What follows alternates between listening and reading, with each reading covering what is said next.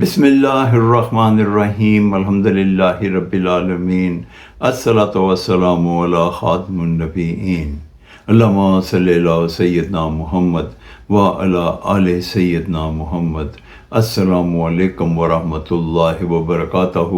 میرے ناظرین و سامعین، میری آج کی حدیث سلسلہ السیہ 208 نمبر حضرت جابر رضی اللہ تعالی عنہ سے مروی ہے کہ دو جہانوں کے سردار نبی کریم حضرت محمد صلی اللہ علیہ وآلہ وسلم نے ارشاد فرمایا کہ اللہ تعالیٰ کو وہ کھانا بہت پیارا ہے جس میں کھانے والے ہاتھ زیادہ ہوں۔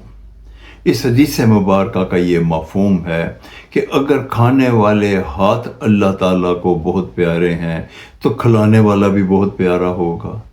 ہمیں یہ چاہیے کہ ہم زیادہ سے زیادہ لوگوں کو کھانا کھلائیں، کیونکہ یہ اللہ تعالیٰ کا پسندیدہ عمل ہے کہ اللہ تعالیٰ کی مخلوق کا جو بندہ پیٹ بھرتا ہے، جو انہیں کھانا کھلاتا ہے، وہ اللہ تعالیٰ کو بہت پیارا ہوتا ہے، اور وہ ہاتھ بہت پیارے ہوتے ہیں جو زیادہ سے زیادہ کھاتے ہیں۔